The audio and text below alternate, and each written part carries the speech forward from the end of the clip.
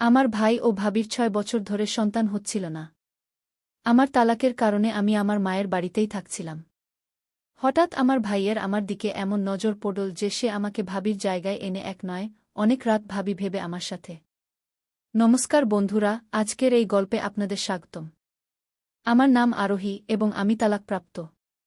১ বছর আগে আমার বিয়ে হয়েছিল, কিন্তু আমার বিয়ে ১ বছরও টিকেনি। আমার দুর্বলতার সুযোগ নিয়ে আমার ভাই এমনভাবে কাজ করবে তা আমি কল্পনাও করতে পারিনি। এখন আমি আমার মায়ের বাড়িতে থাকছিলাম।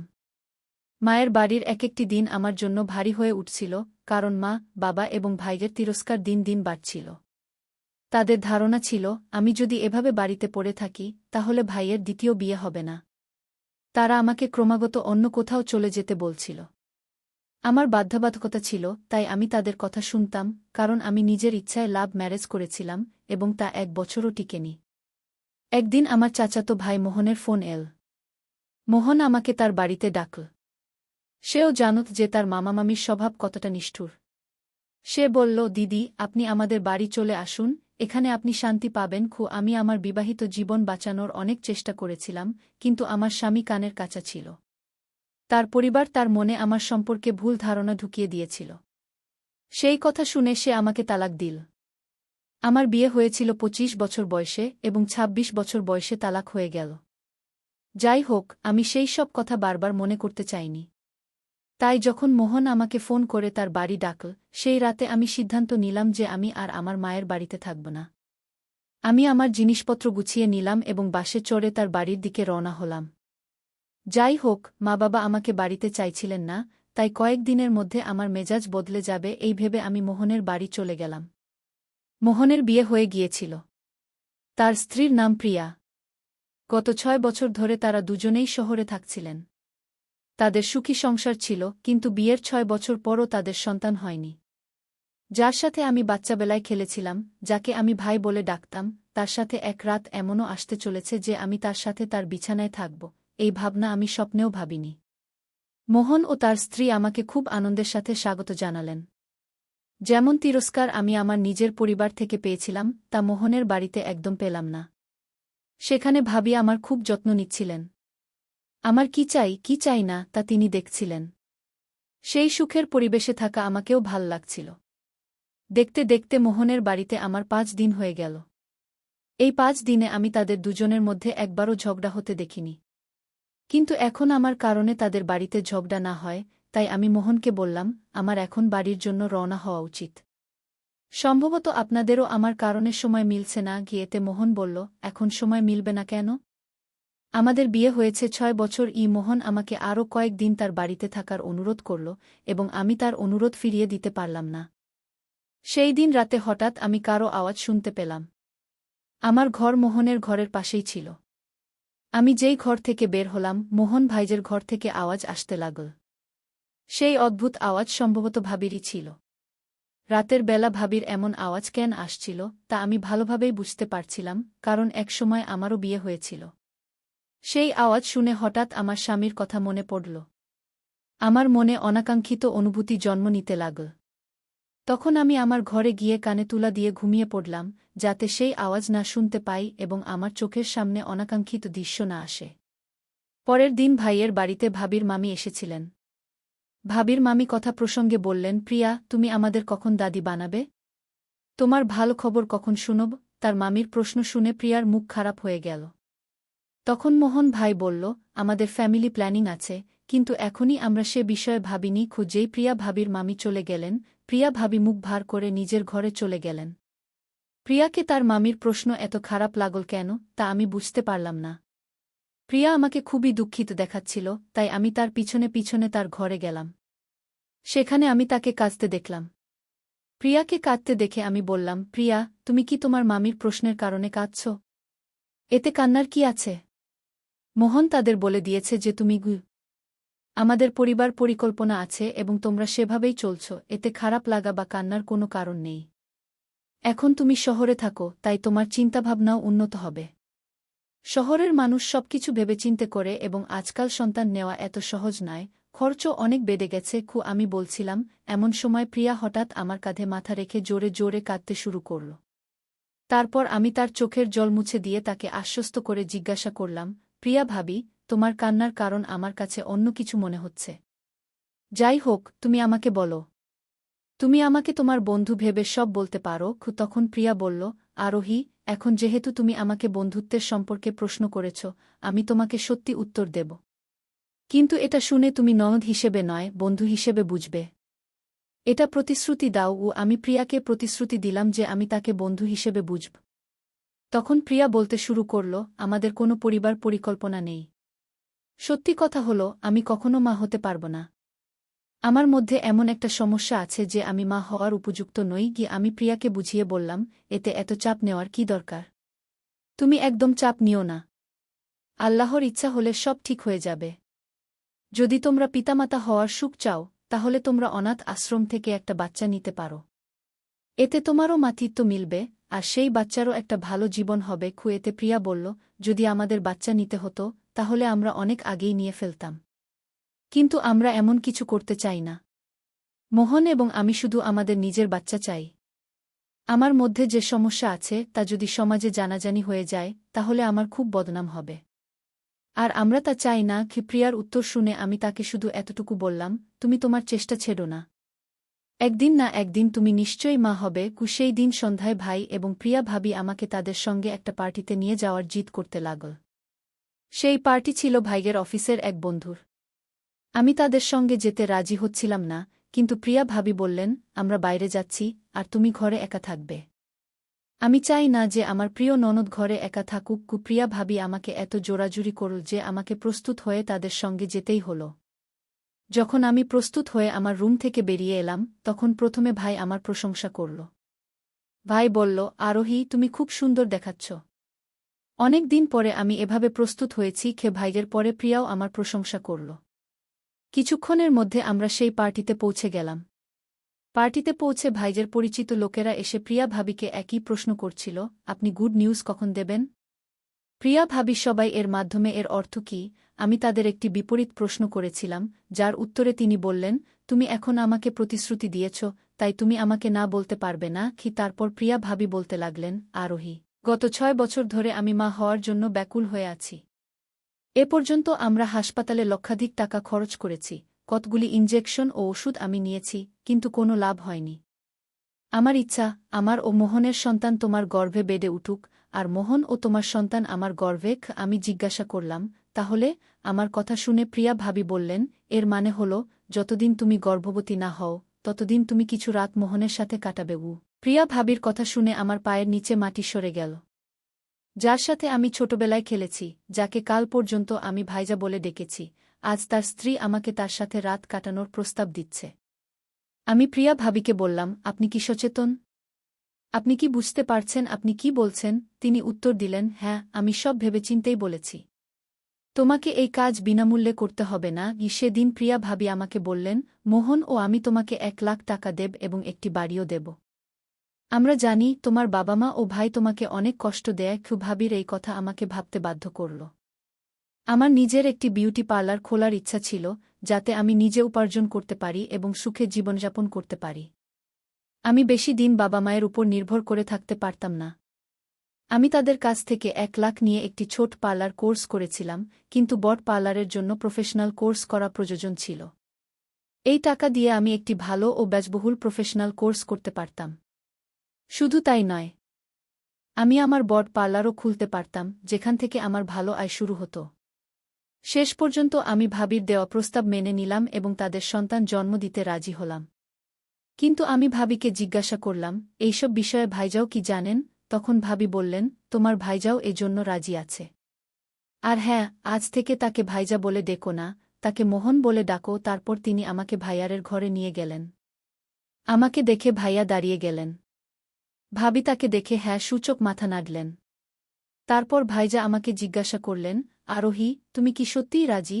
আমি উত্তর দিলাম, হ্যাঁ ভাই। তখনই ভাবি তাড়াতাড়ি বললেন, এখন থেকে ভাই নয়, শুধু মোহন বলো। ভাবি ও ভাইয়ার তাদের নিজের সন্তান চাইছিলেন।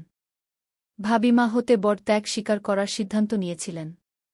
আমার বয়স তখন ২৬ বছর হয়ে গিয়েছিল, এবং আমি জানতাম না যে আমি ভবিষ্যতে বিয়ে করব কিনা। যদি আমি কারো সাহায্য করতে পারতাম, তবে কেন আমি তা করতে অস্বীকার করব? যাই হোক, মোহন আমার ফুফাতো ভাই ছিল এবং সে আমার থেকে বড় ছিল, তাই আমাদের বিয়ে হতো না। ছোটবেলা থেকেই আমাদের শুধু ভাইবোনের সম্পর্ক ছিল। কিন্তু আমি সব ভুলে যাওয়ার সিদ্ধান্ত নিলাম। আমি আমার কাজের টাকা এবং আমার প্রাপ্য বাড়ি পেতে যাচ্ছিলাম, যার ফলে ভবিষ্যতে আমাকে কারো কাছে হাত পাততে হবে না। আমি দৃঢ় সিদ্ধান্ত নিয়েছিলাম যে আমি বাবা মায়ের কাছে ফিরে যাব না। কয়েক মাসের মধ্যেই আমার বাবা মা আমার জীবন দুর্বিষহ করে তুলেছিলেন। আমি আমার চিন্তায় ডুবে গিয়েছিলাম, এমন সময় হঠাৎ ভাবির কণ্ঠ শুনতে পেলাম। তিনি বললেন, আমরা এখনই পার্টি থেকে ফিরেছি, তুমিও ক্লান্ত হবে, তাই আজ বিশ্রাম করো। আমরা যা সিদ্ধান্ত নিয়েছি তার শুরু হবে কাল থেকে। আমি হ্যাঁ সূচক মাথা নাড়লাম এবং আমার ঘরে চলে গেলাম। সময় দ্রুত কেটে গেল এবং পরের দিন চলে এল। রাতে খাবার পর আমি আমার ঘরে চলে গেলাম। কিছুক্ষণ পর ভাবি আমার ঘরে এলেন। তার হাতে একটি নাইট গাউন ছিল। ভাবি আমাকে যে নাইট গাউন পরতে দিয়েছিলেন তা বেশ বোল্ড ছিল।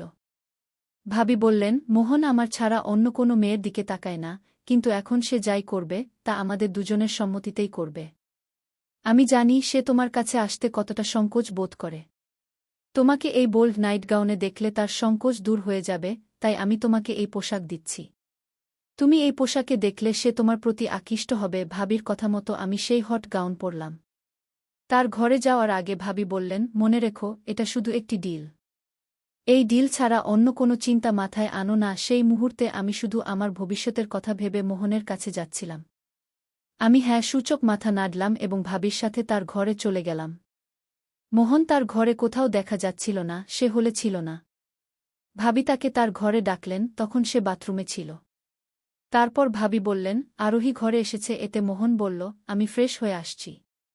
কিন্তু যতক্ষণ আমি বাইরে আসি, ঘরের লাইট। বৌদি বোধ হয় বুঝে গিয়েছিলেন, সম্ভবত তিনি সামনে আসতে সংকোচ বোধ করছিলেন। বৌদি ঘর থেকে বেরিয়ে গেলেন এবং আমি ঘরের লাইট বন্ধ করে দিলাম। তারপর আমি গিয়ে বিছানায় বসলাম। মোহন বাথরুম থেকে বেরিয়ে এসে আমার পাশে বসে গেল। সেই মুহূর্তে আমার মুখ থেকে একটি শব্দ বের হচ্ছিল না, আর মোহনও কিছু বলছিল না। পরে হঠাৎ সে আমার গলায় হাত দিল, এবং এরপর যা ঘটল তা আমি কখনো কল্পনাও করিনি। আমার কাছে এসব একেবারেই ভালো লাগছিল না, কিন্তু তখন আমি মনে রেখেছিলাম যে এটি শুধু একটি চুক্তি। যদি আমার ভবিষ্যৎ সুখময় করতে হয়, তবে আমাকে এই কাজগুলো করতেই হবে এবং এই ব্যথা সহ্য করতেই হবে। যাই হোক, আমি তো এক দম্পতিকে পিতামাতা হওয়ার সুখ দিচ্ছিলাম। যেমন আমি সেই রাত মোহনের সাথে কাটিয়েছিলাম, তেমনি যতদিন পর্যন্ত না আমি গর্ভাবস্থার লক্ষণ অনুভব করলাম, ততদিন আমি প্রতিদিন রাত মোহনের সাথে কাটাতে লাগলাম। এখন আমি নিজেই ঘরে অন্ধকার করে দিতাম, কারণ মোহনও এটাই চাইত।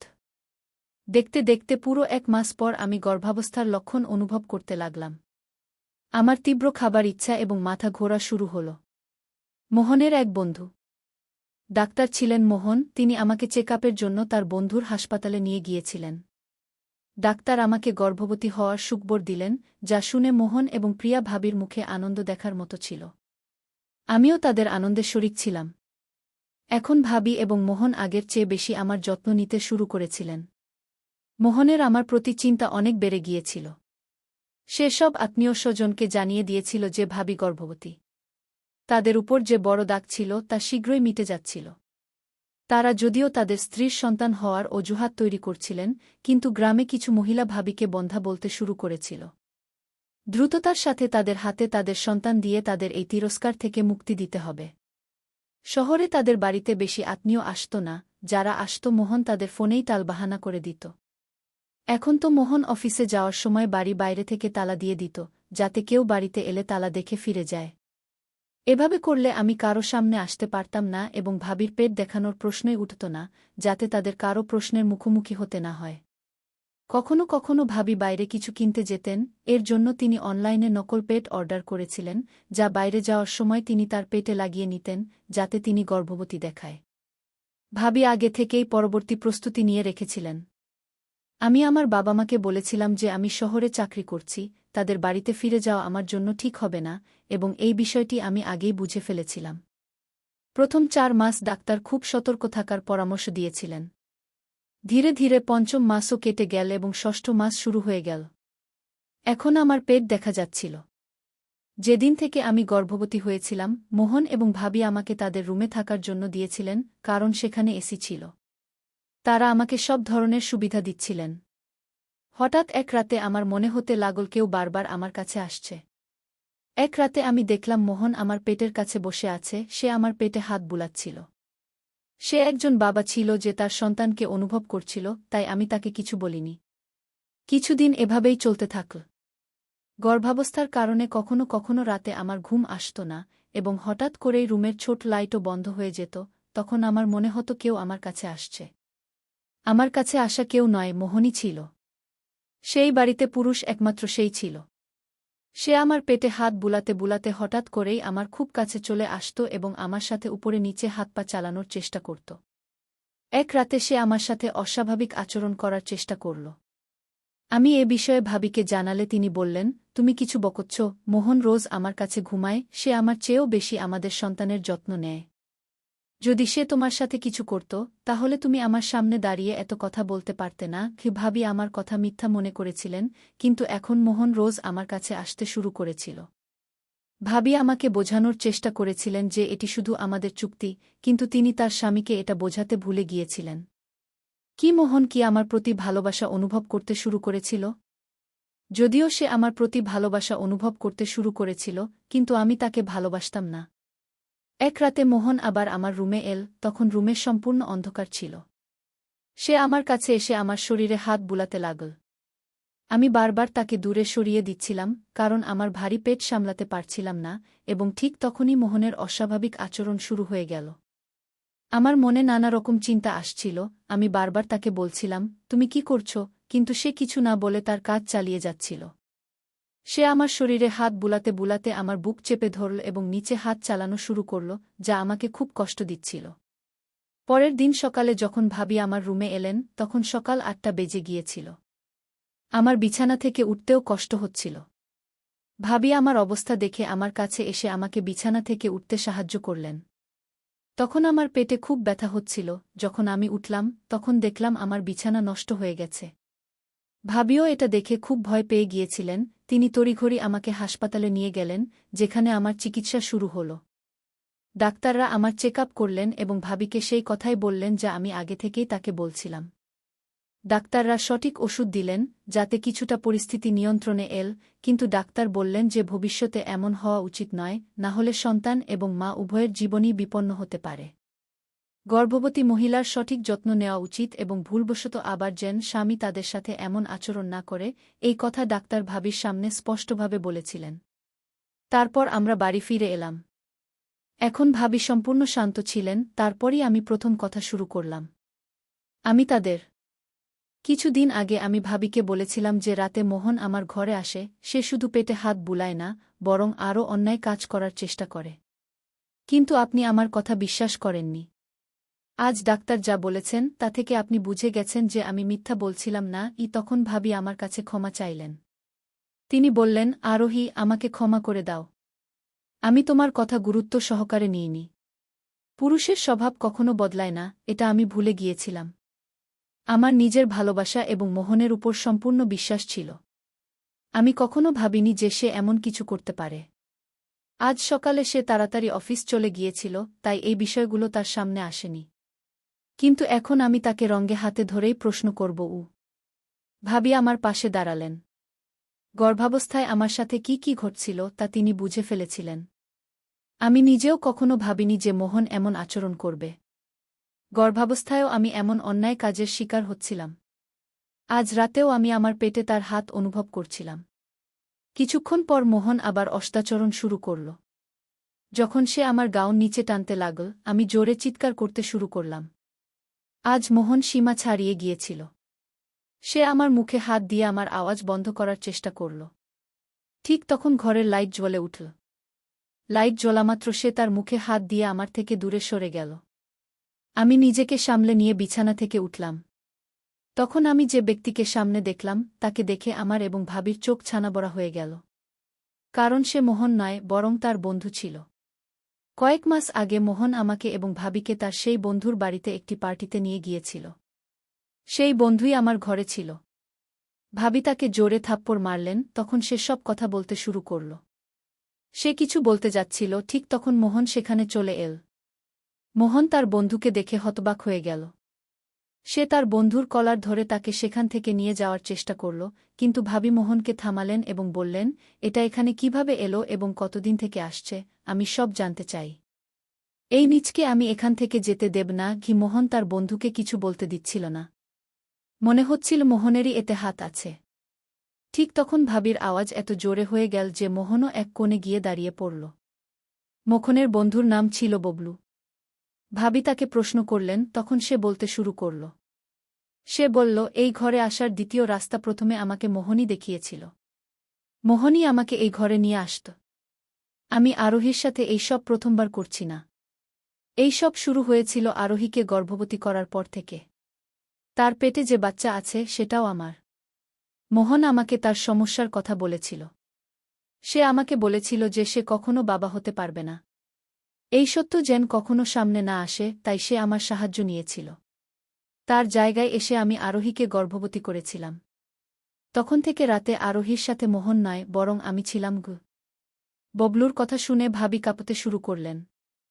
দোষ ভাবির নয়, বরং মোহনের ছিল। আর সে এই কথা বিয়ের পর থেকে লুকিয়ে রেখেছিল। সেই দিন সে তার সব মিথ্যা স্বীকার করে নিল। সে ভাবির কাছে ক্ষমা চাইছিল। সে বল যে তার সত্য যেন কখনো সামনে না আসে, তাই সে তার ডাক্তার বন্ধুর মাধ্যমে ভাবির চিকিৎসা করিয়েছিল। মোহনের কথায় তার ডাক্তার বন্ধু ভাবিকে মিথ্যা বলেছিল যে সে কখনো মা হতে পারবে না। বাইরের সমাজে এই সত্য জানাজানি হলে তাদের খুব বদনাম হতো। এই ভয়ে সে এইসব করেছিল। ভাবি মোহনকে ক্ষমা করেননি। আমার বাচ্চার জন্ম পর্যন্ত সে মোহনের সাথে একই ঘরে থাকতেন। বাচ্চার জন্মের পর আমাকে প্রতিশ্রুত টাকা এবং বাড়ি দিয়ে দেওয়া হল। তারপর ভাবি সেই বাচ্চাকে নিয়ে তার মায়ের বাড়ি চলে গেলেন। ভাবি মোহন থেকে দূরে গিয়ে তাকে ভালো শাস্তি দিলেন এবং ববলুকেও জেলের হাওয়া খাওয়ালেন। স্বামী স্ত্রীর সম্পর্কে মিথ্যার কোনো স্থান নেই, কারণ এই সম্পর্ক বিশ্বাসের উপর দাঁড়িয়ে থাকে। এতে শুরু থেকেই মিথ্যা থাকা উচিত নয়, নয়তো সম্পর্কে দূরত্ব তৈরি হতে সময় লাগে না। তাই বন্ধুরা, এটা ছিল আমাদের আজকের ছোট্ট গল্প। আপনাদের এই গল্প কেমন লাগল কমেন্ট করে অবশ্যই জানাবেন। যদি গল্পটি পছন্দ হয় তবে লাইক করুন, বন্ধুদের সাথে শেয়ার করুন এবং আমাদের চ্যানেল সাবস্ক্রাইব করতে ভুলবেন না। ধন্যবাদ।